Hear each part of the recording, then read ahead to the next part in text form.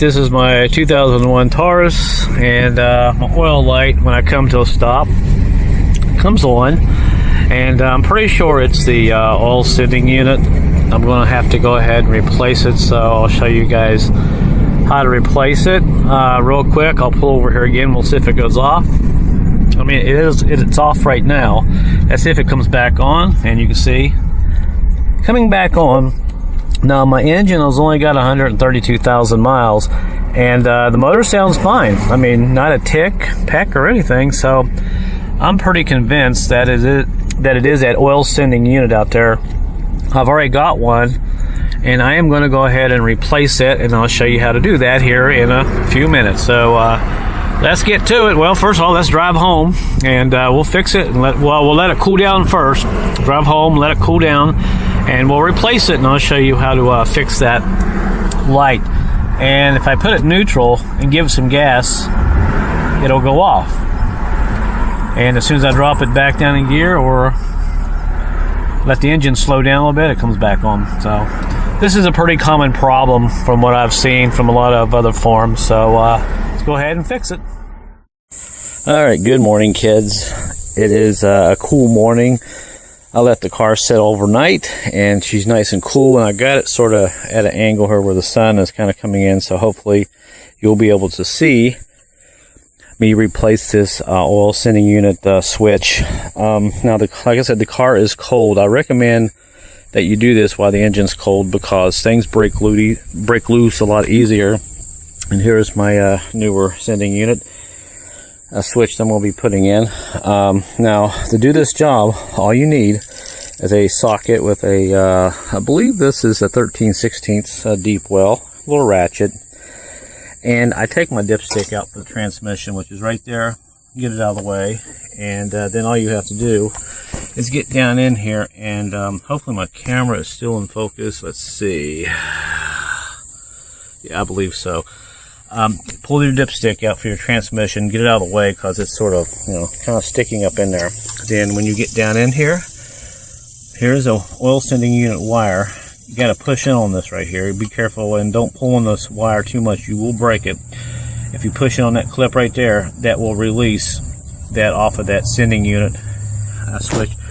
And right there it is, right there where my finger is. So what I'm going to do now is take my deep well, get it on there. There we go. And make sure you put a little bit, when you get it off, make sure you get a little bit of gasket maker silicone and put on there around the threads. And oops, I'm gonna get it in the light. And there's the old one, and apparently it's bad. I'm not sure. It looks like it's probably a factory one. But now here is my newer one. Now what I'm going to do is go in there and get some thread tape or some silicone to put on there. So let me go do that real quick. Okay, I got the silicone around the bottom of the on the threads of the sensor. Now we'll go ahead and stick that back down in there. And the nice thing about this port is you can get a gauge hooked up here if you want to, if you're not convinced that is your oil sending unit that's bad, which is nice. Most vehicles, these oil sending units either down under the engine or on the side of the engine, and it's very difficult to get to, but this is fairly easy.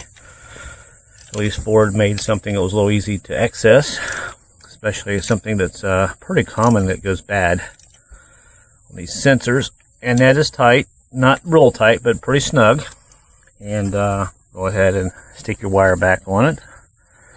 And a good idea is you see where this clip is, how it works. I like to tighten it where you can actually get there to push on that tab. So let me just tighten this up a little bit more, because that hose is in the way there. It kind of keeps my thumb from getting down in there. You can see that if I turn it sideways like that, makes it a lot easier to get to. I can just get in there and push on that tab, take that off like that. So that is on, and really all I have to do now, put my air cleaner back on and all that. So I'll tell you what, we'll go ahead and just stick this on real quick. Just kind of lay it on the side. and we'll go start the car. Make sure your little hose is hooked up there. I'll just kind of do this roughly here. I'll have to come back out and tighten that down. We'll go back in here and we'll start the car up. And make sure the check engine light is still off.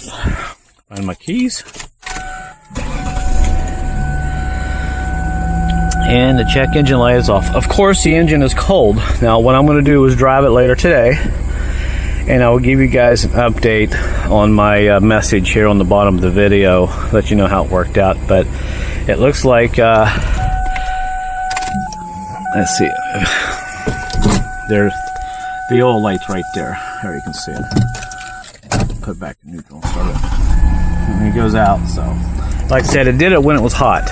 When the engine was really warm, I had a problem with it. So I just wanted to make a quick video. I know I'm a little late to the party. Everybody else has got videos and all that good stuff with their cars, but I figure if I make them over time, people may be driving these cars 10-15 years from now. You just never know.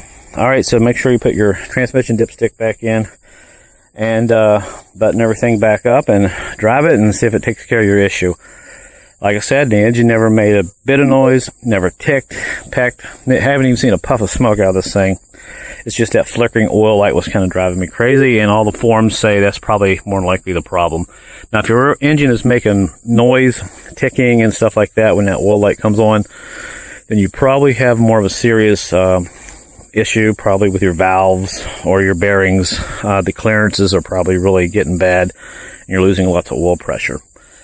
All right, that's the end of the video, guys. Thanks for watching, and be careful. And if you have any questions, I'll try to answer them best I can. So, later.